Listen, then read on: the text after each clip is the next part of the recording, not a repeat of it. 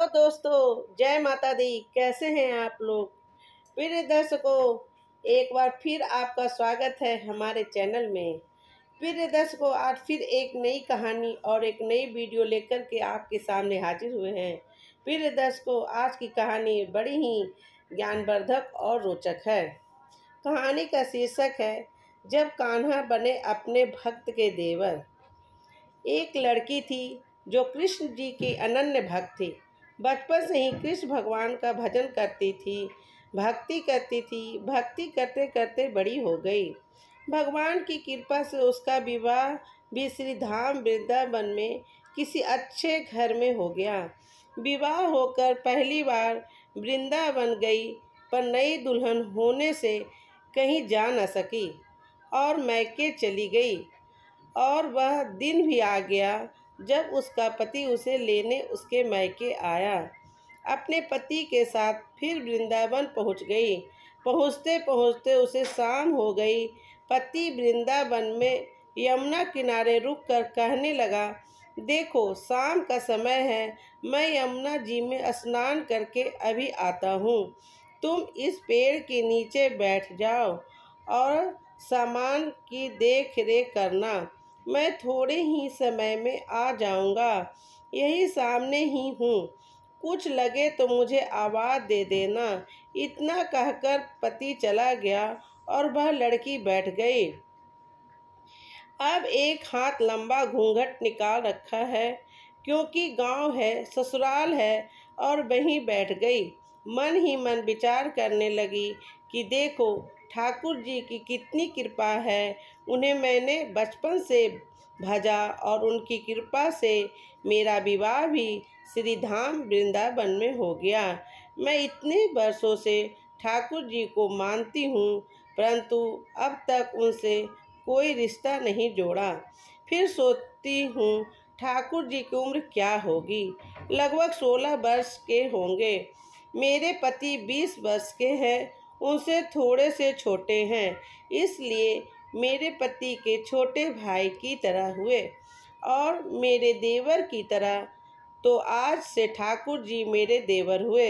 अब तो ठाकुर जी से नया संबंध जोड़कर बड़ी प्रसन्न हुई और मन ही मन ठाकुर जी से कहने लगी, देखो ठाकुर जी, आज से मैंने तुम्हारी भाभी और तुम मेरे देवर हो गए।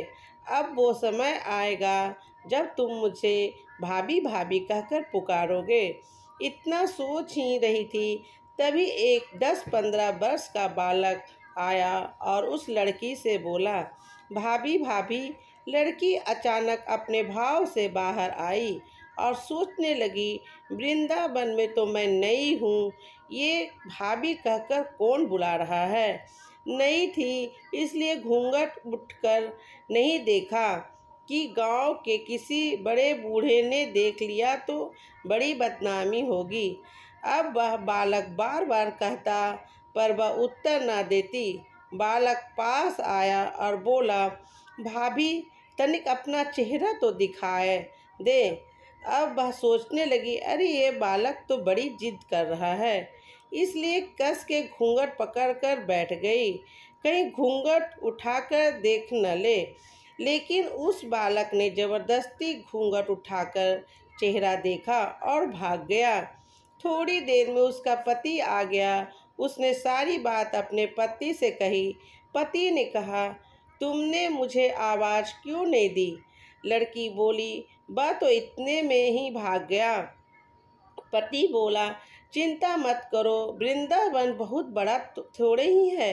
कभी किसी गली में खेलता मिल गया तो हड्डी पसली एक कर दूंगा, फिर कभी ऐसा नहीं कर सकेगा। तुम्हें जहाँ भी दिखे मुझे ज़रूर बताना। फिर दोनों घर गए। कुछ दिन बाद उसकी सास ने अपने बेटे से कहा, बेटा देख तेरा विवाह हो गया है, बहू मायके से भी आ गई है, पर तुम दोनों अभी तक बांके बिहारी जी के दर्शन के लिए नहीं गए हो। कल जाकर बहू को दर्शन कराकर लाना। अब अगले दिन दोनों पति पत्नी ठाकुर जी के दर्शन के लिए मंदिर जाते हैं। मंदिर में बहुत भीड़ थी। लड़का कहने लगा, देखो तुम स्त्रियों के साथ आगे जाकर दर्शन करो, मैं भी आता हूँ। अब वह आगे गई और घूंघट नहीं उठाती। उसे डर लगता कोई बड़ा बूढ़ा देखेगा तो कहेगा, नई बहू घूंघट के बिना घूम रही है। बहुत देर हो गई। पीछे से पति ने आकर कहा, अरे बाबली, बिहारी जी सामने हैं, घूंघट काहे न खोले, घूंघट न खोलोगी तो दर्शन कैसे करोगी। अब उसने अपना घूंघट उठाया और जो बाके बिहारी जी की ओर देखा तो बाके बिहारी जी की जगह वही बालक मुस्कुराता हुआ दिखा। तो एकदम से चिल्लाने लगी, सुनिए, जल्दी आओ जल्दी आओ। पति पीछे से भागा भागा आया, बोला, क्या हुआ। लड़की बोली, उस दिन जो मुझे भाभी भाभी कहकर भागा था, वह बालक मिल गया। पति ने कहा, कहाँ है, अभी उसे देखता हूँ। तो ठाकुर जी की ओर इशारा करके बोली, ये रहा, आपके सामने ही तो है। उसके पति ने जो देखा तो अवाक रह गया और बोला, तुम धन्य हो, वास्तव में तुम्हारे हृदय में सच्चा भाव ठाकुर जी के प्रति है। मैं इतने वर्षों से वृंदावन में हूँ, मुझे आज तक उनके दर्शन नहीं हुए और तेरा भाव इतना उच्च है कि बिहारी जी ने तुझे दर्शन दिए। आपको कहानी कैसी लगी? आप लाइक ज़रूर ज़रूर करें। थैंक यू, धन्यवाद।